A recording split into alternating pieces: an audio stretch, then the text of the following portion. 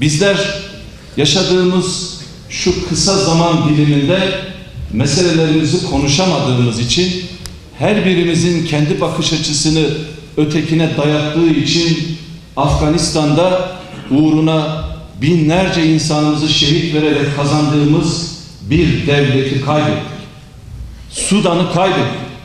Bakın Yemen ne halde? Suriye'de her gün binlerce insanımız toplu halde katlediliyor. Şu anda 1 milyona yakın insanımız paramparça olmuş durumda. Değerli kardeşlerim, muhasebeden inşaya bu yeni süreçte her yüreğe sorumluluk düşüyor. İşte bunun için burada yüreklerimizi, aklımızı, fikrimizi bir araya getirerek daha büyük bir birliği, beraberliği oluşturmamız gerekiyor. Aksi takdirde Kürt coğrafyasının gençleri turizm beldelerinde batılı turistlere meze sunacak ve evlatlarımız işçi olarak diyarlardan diyarlara sürüklenecek, kurucu irade asli unsurken amele pazarlarında devşirilmeye devam edecektir. Bu bizim tarihimizdir. Bizim geleceğimiz, bizim çocuklarımızın ve kendi geleceğimizden bahsediyoruz. İşte bunun için devletin ve örgütün geçmişi elbette ki bu sorunları çözmeye sağlıklı bir zemin bırakmıyor. Bu süreçte kopan bu kardeşlik ipini bağlayacak yine bu coğrafyanın o değerlerine yaslanan kadim halkı olacaktır. Bu süreç devlete elbette ki önemli sorumluluklar yüklüyor. Artık tüm işler bundan sonra toplum huzurunda gri alanlar bırakılmadan konuşulmalı ve milletten hiçbir şey kaçırılmamalıdır. Değerli dostlar, devlet bu bölgede yaptıklarıyla toplum içerisinde yüzleşmeye devam etmelidir. Sağlıklı bir muhasebe olmadan helalleşmenin olmayacağı bilinmelidir. Yeniden ihya ve inşa bilmeliyiz ki sağlıklı bir muhasebeye bağlıdır. Elbette ki sadece devletin muhasebe yapması yetmez. Her birimizin fert olarak, aile olarak, sivil toplum olarak, cemiyet ve cemaat olarak bu muhasebeyi yapmamız gerekir. Kürt halkının özgürlük mücadelesini verenlerin yabancı güçlerle ilgili ilişkilerini gözden geçirmeli ve milletinin irfanına dönerek bir arınmayı onların da yaşaması gerekir.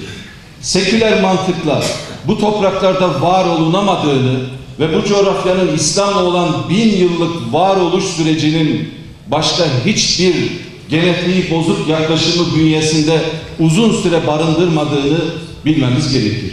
Ki takdir edersiniz ki ülkemizde 90 yıldır sürdürülen bu ötekileştirme süreci milletimizi ne kendisi ne de başkası kılabilmiş, ancak ilk fırsatta kendi kültürel kodlarına dönmeye başlamıştır. Burada da olacak bundan başka bir şey değil. Onun için bizim birliğimiz ve dirliğimiz son derece önemlidir. Değerli kardeşlerim, bu toprakların asli unsuru, kurucu iradesi biz Müslümanlarız. Ancak bu farklılıkları görmememiz anlamına gelmez. Daha 100 yılın başında bu toprakların birçok şehrinde azınlık nüfusun %50'lerin üzerinde olduğunu hepimiz bilmekteyiz. İşte bizim olduğumuz yerde değil İslam'ın farklı yorumları, farklı dinleri, kültürleri kendi hayatiyetini sürdürebilmelidir.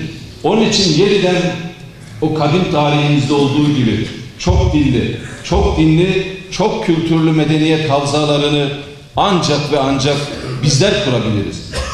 Değerli kardeşlerim, bu toprakların işte bu kadim sürecinde bölge halkı bu fetretleri uzun tarihi geçmişinde o irfanıyla aşmış ve kendi geleceğini inşa etmiştir.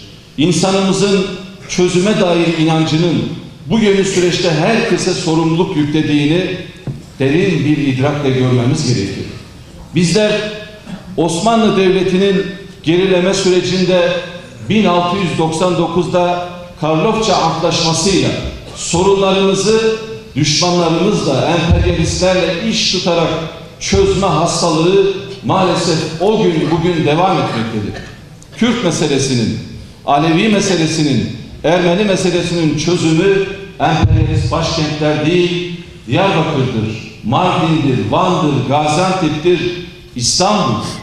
İşte bunun için bizim sorumluluk almamız gerekir. Aksi takdirde sürdürülen görüşmeler ve çalışmalar yeni oyunları, yeni oyalamaları beraberinde getirecektir. Düşünebiliyor musunuz? Suriye meselesinin çözümü Moskova'da aranıyor, Londra'da aranıyor, Paris'te aranıyor. Niçin Diyarbakır'da aranmıyor? Biz Diyarbakır'daki sorunlarımızı çözemediğimiz için bugün Irak'ta, bugün Suriye'de binlerce kardeşimiz toplu katliamlara uğruyor. Mesele sadece Kürt meselesi değildir. İslam dünyasının yeniden varoluş sürecidir. Değerli kardeşlerim, onun için Oslo'da girişilen bu barış süreci önemli. Ancak kalıcı barış ve kardeşliğin ocağı buralardır. Bu açıdan Dolmabahçe'de yapılan açıklamayı önemsememiz gerekiyor.